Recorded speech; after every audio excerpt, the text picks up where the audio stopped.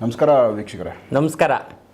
So Santosh ಭಟ್ರು ಸಾಕಷ್ಟು ಒಂದು ರೆಗ್ಯುಲರ್ ಇಲ್ಲದೆ ಇರೋ ವಿಚಾರಗಳನ್ನ ಅವರು ತಿಳಿಸ್ತಾ ಬರ್ತಾ ಇದ್ದಾರೆ. ಆಮೇಲೆ ರೆಗ್ಯುಲರ್ ಆಗಿ ನಾವು ಪ್ರತಿದಿನ ಏನೆಲ್ಲ ಮಾಡ್ತೀವಿ ಅವುಗಳಲ್ಲೇ ಸಣ್ಣ ಪುಟ್ಟ ಮಿಸ್ಟೇಕ್ಗಳೇನು ಆಗ್ತಾ ಇದೆ ಅದ್ರ ಬಗ್ಗೆ ಕೂಡ ಸಾಕಷ್ಟು ಒಂದು ಮಾಹಿತಿ ಕೊಟ್ಟಿದ್ದಾರೆ. ಸರ್, ಈಗ ವಿಗ್ರಹಗಳು ನಾವು ದೇವಸ್ಥಾನಗಳಲ್ಲಿ ವಿಗ್ರಹಗಳು ಕೆತ್ತನೆ ಮಾಡಿ ಪ್ರತಿಷ್ಠಾಪನೆಗಳು ಮಾಡಿ ಅಲ್ಲೊಂದು ದೈವ ಕಳೆ ಇಲ್ಲ ಒಂದು ಇದು ಏನು ಪ್ರತಿಷ್ಠಾಪನೆ ಮಾಡೋದು, ಜೀವ ತುಂಬೋದು, ಇವೆಲ್ಲ ಏನೇನೋ ಒಂದಷ್ಟು ವಿಚಾರಗಳಿದ್ದಾವೆ. ಖಂಡಿತ. ಸೊ ಕೆಲವೊಂದು ವಿಗ್ರಹಗಳನ್ನ ಇದೇ ರೀತಿಯೇ ಕೆತ್ತನೆ ಮಾಡಿರಬೇಕು, ಹಾಗಿದ್ರೆ ಮಾತ್ರನೇ ಅಲ್ಲೊಂದು ದೈವ ಕಳೆ ಕೊಡೋಕ್ಕೆ ಸಾಧ್ಯ. ಇಲ್ಲಾಂದರೆ ಆ ವಿಗ್ರಹ ಬಂದು ಆ ಪ್ರತಿಷ್ಠಾಪನೆಗೆ ಯೋಗ್ಯ ಅಲ್ಲ ಅಂತ, ಆ ಪವರ್ ಅಲ್ಲಿ ತಗೊಳಕ್ಕಾಗಲ್ಲ ಅನ್ನೋ ವಿಚಾರಗಳಿದ್ದಾವೆ. ಈ ಕೆತ್ತನೆ, ಆ ಶಿಲ್ಪಶಾಸ್ತ್ರ ಮತ್ತು ಆ ಶಿಲ್ಪಗಳು ಯಾವ ರೀತಿ ಇರಬೇಕು, ಯಾವ ರೀತಿ ಕೆತ್ತನೆಗಳಿರಬೇಕು, ಇವುಗಳ ಬಗ್ಗೆ ನೀವು ಆಲ್ಮೋಸ್ಟ್ ಸಾಕಷ್ಟು ಒಂದು ದೇವಸ್ಥಾನಗಳು ವಿಸಿಟ್ ಮಾಡಿರ್ತೀರ. ಸೊ ನಿಮ್ಮ ಅನುಭವದಲ್ಲಿ ಈ ವಿಚಾರಗಳಿಗೆ ಸಂಬಂಧಪಟ್ಟಂತೆ ಏನೆಲ್ಲ ಒಂದು ಮಾಹಿತಿ ಇದೆ ಅದನ್ನು ತಿಳಿಸಿ ಸರ್. ಶ್ರೀ ಗುರುಭ್ಯೋ ನಮಃ.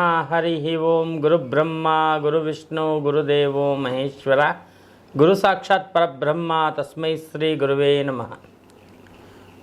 ದೇವಸ್ಥಾನಗಳು ಮತ್ತು ದೈವಗಳು ಇದು ಭಾರಿ ಇಂಪಾರ್ಟೆಂಟ್ ಆಗಿರುವಂಥ ಒಂದು ಸಬ್ಜೆಕ್ಟು. ನಮ್ಮ ಹಿಂದೂ ಸಂಪ್ರದಾಯದಲ್ಲಿ ಬಹಳಷ್ಟು ಅದ್ಭುತ ದೇವಾನುದೇವತೆಗಳು ಪೂರ್ವಕಾಲದಿಂದನೂ ಬಂದಿದೆ. ಸೊ ಅಂತಹ ಒಂದು ಅದ್ಭುತವಾಗಿರ್ತಕ್ಕಂಥ ದೇವತೆಗಳ ಒಂದು ವಿಗ್ರಹವನ್ನು, ಅಂದರೆ ಆ ಒಂದು ಪಾಸಿಟಿವ್ ಎನರ್ಜಿನ ದೇವಾಲಯ ಎಂಬತಕ್ಕಂಥ ಒಂದು ಒಳ್ಳೆಯ ಒಂದು ಪಾಸಿಟಿವ್ ಇರುವಂಥ ಜಾಗದಲ್ಲಿ ಇಡುವಂಥ ಒಂದು ಪರಿಕ್ರಮ ಇದೆಯಲ್ಲ, ಭಾರಿ ಅದ್ಭುತವಾಗಿರ್ತಕ್ಕಂಥದ್ದು. ಈಗ ನಾವು ಅಯೋಧ್ಯೆಯಲ್ಲಿ ಆ ಒಂದು ರಾಮನ ವಿಗ್ರಹವನ್ನು ಇಟ್ಟಿದ್ದೀವಿ. ಹೌದು, ಎಂಥ ಅದ್ಭುತವಾಗಿರ್ತಕ್ಕಂಥ ವಿಗ್ರಹ. ಅದು ನೋಡಿದ್ರೇ ಒಂಥರ ಮನಸ್ಸಿಗೆ ಸಂತೋಷ ಆಗಿಬಿಡುತ್ತೆ. 100%. ಅಷ್ಟು ಅದ್ಭುತವಾಗಿರ್ತಕ್ಕಂಥ ಒಂದು ವಿಗ್ರಹ ಅದು. ಹಾಗಾದರೆ ಇದೆಲ್ಲ ಹೇಗೆ ಸಾಧ್ಯ? ಅಷ್ಟೆಲ್ಲ ಶಕ್ತಿ ಆ ಒಂದು ವಿಗ್ರಹಕ್ಕೆ ಹೇಗೆ ಬರುತ್ತೆ? ಮತ್ತು ಈ ಒಂದು ವಿಗ್ರಹದಲ್ಲಿ ಏನೇನು ಮುಖ್ಯವಾಗಿರಬೇಕು, ಇಂಥವೆಲ್ಲ ನಮಗೆ ಬಹಳಷ್ಟು ಪ್ರಶ್ನೆಗಳು ಬರುತ್ತೆ. ನಿಜಗುಣಾಚಾರಿ ಅಂತ ಹೇಳ್ಬಿಟ್ಟು ಜಕಣಾಚಾರಿ ಏನಿದ್ದಾರೆ ಅವರ ಪ್ರತಿರೂಪ ಅಂತಲೇ ಹೇಳ್ಬೋದು. ಅವ್ರಿಗೂ ಒನ್ ಆಫ್ ದಿ ಗುರು ನಮಗೆ. ಅವರನ್ನು ನಾವೇನು ಒಂದು ದೇವಸ್ಥಾನದ ಕೆಲಸ, ದೇವಸ್ಥಾನಗಳಲ್ಲಿ ಒಂದಷ್ಟು ಮಂತ್ರತಂತ್ರಗಳನ್ನ, ಬ್ಲ್ಯಾಕ್ ಮ್ಯಾಜಿಕ್ನ ತೆಗೆಯೋದು, ನೆಗೆಟಿವ್ ಎನರ್ಜಿಗಳನ್ನ ತೆಗೆಯೋದು, ಆಮೇಲೆ ದೇವಸ್ಥಾನಗಳಿಗೆ ಒಳ್ಳೆಯ ಒಂದು ಅಭಿವೃದ್ಧಿ ಆಗುವಂತೆ ಮಾಡಿಕೊಡೋದು, ಆಮೇಲೆ ದೇವರಿಗೆ ಒಂದಷ್ಟು ಶಕ್ತಿ, ಆ ದೇವರ ಶಿಲ್ಪಗಳಿಗೆ ಒಂದಷ್ಟು ಶಕ್ತಿಯನ್ನು ತುಂಬುವಂಥದ್ದು, ಇದೆಲ್ಲ ಅವರು ಕೊಟ್ಟಿರ್ತಕ್ಕಂಥ ಒಂದು ನಮಗೆ ಒಂದು ಭಿಕ್ಷೆ ಅಂತ ಹೇಳ್ಬೋದು. ಅಷ್ಟು ಅದ್ಭುತವಾಗಿರ್ತಕ್ಕಂಥ ವಿದ್ಯೆಯನ್ನು ಅವ್ರು ನಮ್ಗೆ ಹೇಳ್ಕೊಟ್ಟಿದ್ದಾರೆ. ನಾವು ಏನು ಮಾಡ್ತಾ ಇದ್ವಿ ಅಂದರೆ, ತುಂಬ ಹಿಂದೆ ಪ್ರತಿಷ್ಠಾಪನೆಗಳನ್ನ ಮಾಡಿಸ್ತಾ ಇದ್ವಿ. ಆ ಪ್ರತಿಷ್ಠಾಪನೆಯಲ್ಲಿ ದೇವರಿಗೆ ದೃಷ್ಟಿಯನ್ನು ನಾವೇ ಇಡ್ತಾ ಇದ್ವಿ.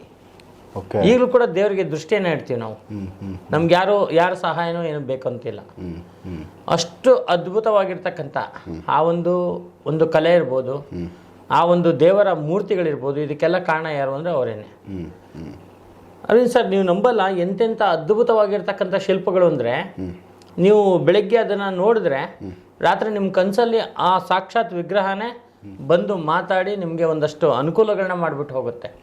ಅಂಥ ಅದ್ಭುತವಾಗಿರ್ತಕ್ಕಂಥ ಶಕ್ತಿ ಇರುತ್ತೆ. ಅವ್ರು ಹೆಂಗೆ ಮಾಡ್ತಾಯಿದ್ರು ಅಂದರೆ, ಒಂದು ದೇವಾಲಯದ ಒಳಗಡೆ ಎಂಟ್ರಿ ಆಗ್ತಾ ಇದ್ದಂಗೆ ಒಂದು ಸಲ ಗಂಟೆನ ನಾವು ಬೆಲ್ ಹೊಡೆದು ಮುಂದೆ ಹೋಗಿ ದೇವ್ರ ಮುಂದೆ ನಿಂತ್ಕೊಂಡ್ರೆ ಸಾಕು, ಆ ಸೌಂಡ್, ಆ ವೈಬ್ರೇಷನ್ ಇದೆಯಲ್ಲ, ಅದು ದೇವರಿಗೆ ರಿಫ್ಲೆಕ್ಟ್ ಆಗಿ ನಮ್ಮ ಮೇಲೆ ಬೀಳಬೇಕದು. ಆ ಸೌಂಡ್ ಅಷ್ಟು ಶಕ್ತಿ ಅಲ್ಲಿ ಎಂಥದ್ದೇ ಏನೇ ಇರಲಿ, ದುಷ್ಟಶಕ್ತಿಗಳು ಅವೆಲ್ಲ ಆ ಮನುಷ್ಯನಲ್ಲಿ ಅದೆಲ್ಲ ಬಿಟ್ಟೋಗಿ ಅವನಿಗೆ ಫುಲ್ ರೆಡಿ ಆಗಿಬಿಡ್ಬೇಕು ಅವನು. ಅಂಥ ಶಕ್ತಿ ಇರೋವಂಥ ಒಂದು ದೇವಾಲಯಗಳನ್ನ ಮತ್ತು ದೇವರ ವಿಗ್ರಹಗಳನ್ನ ಅವರು ತುಂಬ, ಅಂದರೆ ಅವರು ಹೆಂಗೆ ಯಾವ ಥರ ಅನುಷ್ಠಾನ ಅಂದರೆ ಬಹಳ ಅದ್ಭುತವಾಗಿರ್ತಕ್ಕಂಥ ಅನುಷ್ಠಾನ. ಅವರು ಇವಾಗಿಲ್ಲ ಅಂದರೂ ಕೂಡ ಅವರ ಆ ಒಂದು ವಿದ್ಯೆ ನಮ್ಗೆ ಕೊಟ್ಟಿದ್ದಾರಲ್ಲ, ಅದೇ ಬಹಳ ಸಂತೋಷ. ಆ ಅನುಷ್ಠಾನದಲ್ಲಿ ನಾವು ಅಷ್ಟೇ ದೇವಸ್ಥಾನದಲ್ಲಿ ಏನಾದರೂ ಒಂದು ಮಾಡಬೇಕು ಅಂದರೆ ಆ ಅನುಷ್ಠಾನ ಯಾವುದು ಚಾಚು ತಪ್ಪದೇನೆ ಪರಿಪಾಲನೆ ಮಾಡಿ ನಾವು ಮಾಡುವಂಥದ್ದು. ಅಂತಹ ಅದ್ಭುತ ಒಂದು ಇವಾಗಲೇ ಸುಮಾರು ಏನಿಲ್ಲ ಅಂತ ಹೇಳಿದ್ರು ಒಂದು 3,000-4,000 ದೇವಸ್ಥಾನಗಳಲ್ಲಿ ವಿಗ್ರಹಗಳನ್ನ ನಾವು ಎಲ್ಲ ರೆಡಿ ಮಾಡಿದ್ದೀವಿ, ದೇವಸ್ಥಾನಗಳನ್ನ ರೆಡಿ ಮಾಡಿದ್ದೀವಿ. ಅಷ್ಟೆಲ್ಲ ಮಾಡಿದ್ರೂ ಕೂಡ ಇನ್ನಷ್ಟು ವಿದ್ಯೆನ, ಆ ಒಂದು ಶಕ್ತಿ ಏನಿದೆ ಅದನ್ನು ಯಾವ ರೀತಿಯಲ್ಲಿ ಕೊಡಬೇಕು ಅಂತ ಹೇಳಿ ಅವರೇ ಬಂದು ನಮಗೆ ಸ್ವತಃ ಅವರ ಆತ್ಮದಲ್ಲಿ ರೂಪದಲ್ಲಿ ಬಂದು ಹೇಳ್ಕೊಡ್ತಾರೆ. ಇವತ್ತೊಂದು ದೇವಸ್ಥಾನ ಎಂಟ್ರಿ ಆಗ್ತಾ ಇದ್ದಂಗೆ ಅಲ್ಲಿ ಅವರು ನಮ್ಮ ಹಿಂದೆ ಇರ್ತಾರೆ. ಈ ದೇವಸ್ಥಾನದಲ್ಲಿ ಇಂತಿಂಥ ಸಮಸ್ಯೆಗಳಿದೆ, ಇಂತಿಂಥವರೇ ಇದನ್ನೆಲ್ಲ ಮಾಡಿದ್ದಾರೆ, ಈ ಥರ ಎಲ್ಲನೂ ಅವರು ನಮಗೆ ಸೂಚನೆಗಳನ್ನ ಕೊಡ್ತಾರೆ. ಅಂತಹ ಅದ್ಭುತ ಶಿಲ್ಪಿ ಅವರು. ಸೊ ಈ ಥರ ಒಂದು ಶಿಲ್ಪಿಗಳು ಬರೋದೇ ಕಷ್ಟ. ಅಂಥದ್ರಲ್ಲಿ ಏನು ಈ ಒಂದು ರಾಮಲಲ್ಲನ ಒಂದು ವಿಗ್ರಹವನ್ನು ಕೆತ್ತಿದ್ದಾರೆ ಅವರು, ಮತ್ತು ನಮ್ಮ ಗಣೇಶ್ ಭಟ್ರು ಅವರು ಕೂಡ ಬಹಳ ಅದ್ಭುತವಾಗಿರ್ತಕ್ಕಂಥ ಆ ಒಂದು ರಾಮನ ವಿಗ್ರಹ. ಈ 3 ವಿಗ್ರಹಗಳೇ ಆಗಿದ್ದು. ನಮ್ಮ ಕಡೆಯಿಂದ 2, ನಮ್ಮ ಈ ಕಡೆಯಿಂದ ನಾರ್ತಿಂದ 1, 3 ಆಗಿರೋದು ಸೆಲೆಕ್ಟ್ ಆಗಿರೋದು.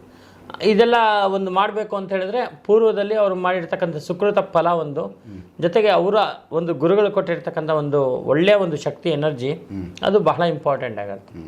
ದೃಷ್ಟಿಯ ವಿಚಾರಕ್ಕೆ ಬಂದರೆ ಕಣ್ಣಿನ ರೆಪ್ಪೆಯಿಂದ ಶುರುವಾಗುತ್ತೆ. ಇದು ದೇವರ ಕಣ್ಣಿನ ಮೇಲ್ಭಾಗದ ಏನು ಒಂದು ಇದೆ ಆ ಒಂದು ಜಾಗದಿಂದ ಇಲ್ಲಿ ಶುರುವಾಗುತ್ತೆ. ಯಾವಾಗ ದೃಷ್ಟಿಯನ್ನು ಕೆಳಮುಖವಾಗಿ ಮಾಡ್ತಾರೆ ಆವಾಗ ಆ ಶಿಲ್ಪಿಯ ಒಂದು ಶಿಲ್ಪ ಏನು ಕೆತ್ತಿದ್ದಾರೆ ಅವರ ಇಡೀ ವಂಶನೇ ನಾಶ ಆಗಿಬಿಡುತ್ತೆ. ಕೆಳಮುಖವಾಗಿಟ್ರೆ ತುಂಬ ಎಚ್ಚರಿಕೆ ಇರಬೇಕು. ಮೇಲ್ಮುಖವಾಗಿಟ್ರೆ ದೇವರ ಒಂದು ಕಣ್ಣನ್ನು ಹಿಂಗೆ ಮೇಲ್ಮುಖ ಮಾಡಿದ್ರೆ ಇಡೀ ಪ್ರಪಂಚಕ್ಕೆ ತೊಂದರೆ. ಹೌದಾ? ಆಯಿತಾ? ಸೊ ದೃಷ್ಟಿ ಇಡೋದು ಕೂಡ ತುಂಬ ನೋಡಿ ಮಾಡಿ ಇಡಬೇಕು. ಒಂದು ದೃಷ್ಟಿಯಿಂದ, ಅದಕ್ಕೆ ನಾನು ಹೇಳಿದ್ದು ದೃಷ್ಟಿಯಿಂದ ಶುರುವಾಗುತ್ತೆ. ಇನ್ನು ಈ ಹಣೆಯ ಭಾಗ, ಹಣೆಯ ಮಧ್ಯದಲ್ಲಿ ಆ ಒಂದು ಗಂಧ ಇಟ್ಟರೆ ಕರೆಕ್ಟ್ ಶೇಪಲ್ಲಿ ಕೂತ್ಕೋಬೇಕು. ಸುಮ್ಮನೆ ಹೆಂಗಂದ್ರೆ ಹಾಗೆ ವಿಗ್ರಹಗಳು ಮಾಡೋದು ಅದೆಲ್ಲ ತುಂಬ ಅನಾಚಾರ, ಅದೆಲ್ಲ ತುಂಬ ತೊಂದರೆಗಳಾಗುವಂಥದ್ದು.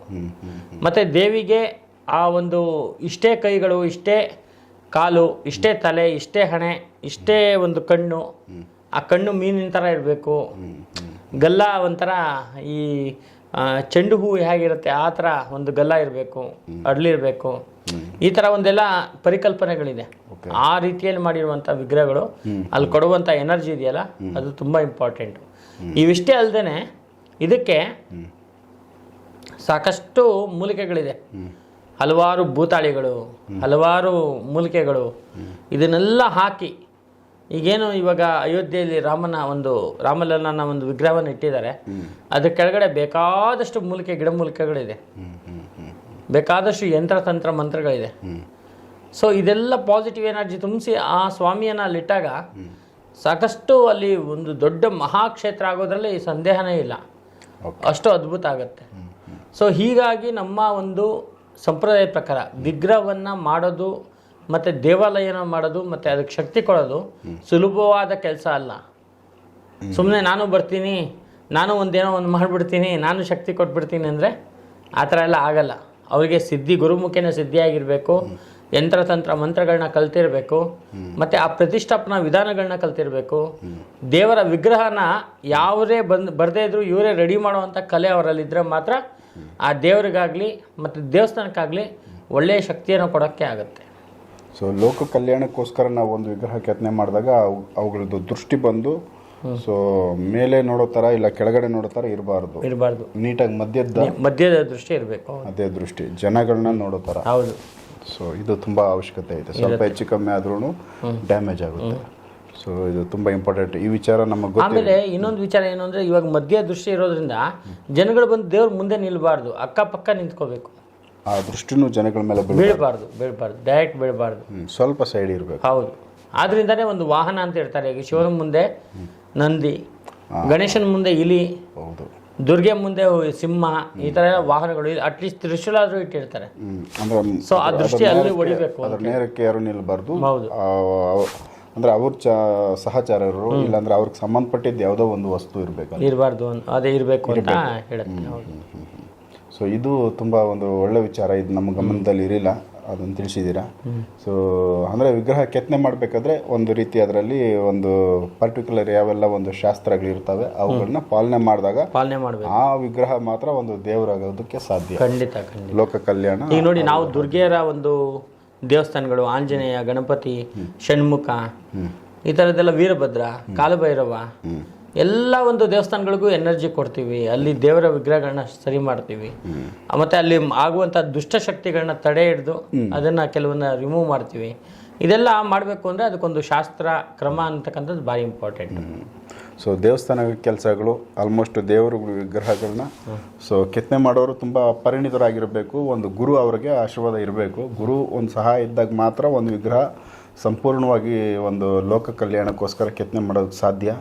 ಸೊ ಆ ಥರದ ವಿಗ್ರಹಗಳು ಸೊ ನಮ್ಮ ಪೂರ್ವಿಕರು ತುಂಬ ಕೆತ್ತನೆ ಮಾಡಿದ್ದಾರೆ. ಸಾಕಷ್ಟು ದೇವಸ್ಥಾನಗಳಲ್ಲಿ, ತುಂಬ ದೊಡ್ಡ ದೇವಸ್ಥಾನಗಳಲ್ಲಿ ಆ ಥರದ್ದೊಂದು ವಿಗ್ರಹಗಳನ್ನ ಇವತ್ತಿಗೂ ನಾವು ನೋಡ್ಬೋದು. ಸೊ ಈಗ ಪ್ರೆಸೆಂಟು ಕೂಡ ಕೆಲವೊಬ್ಬರು ಆ ಥರ ವಿಗ್ರಹಗಳನ್ನ ಕೆತ್ತನೆ ಮಾಡ್ತಾವ್ರೆ. ಅದು ಒಳ್ಳೆಯದಾಗಲಿ. ಸೊ ಈ ವಿಚಾರದ್ದು ಒಂದು ಒಳ್ಳೆಯ ಇನ್ಫಾರ್ಮೇಷನ್ನು ಸಂತೋಷ್ ಭಟ್ರು ತಿಳಿಸವ್ರೆ. ಇದೇ ಥರ ನೆಕ್ಸ್ಟ್ ಬೇರೆ ವಿಚಾರಗಳನ್ನ ನಾನು ಸಣ್ಣ ಪುಟ್ಟ ವಿಚಾರಗಳು, ಅವಶ್ಯಕತೆ ಇರೋವಂಥ ವಿಚಾರಗಳನ್ನ ಮಾತಾಡ್ತಾ ಹೋಗ್ತೀನಿ. ಎಪಿಸೋಡ್ ನೋಡ್ತಾ ಹೋಗಿ. ನಮಸ್ಕಾರ.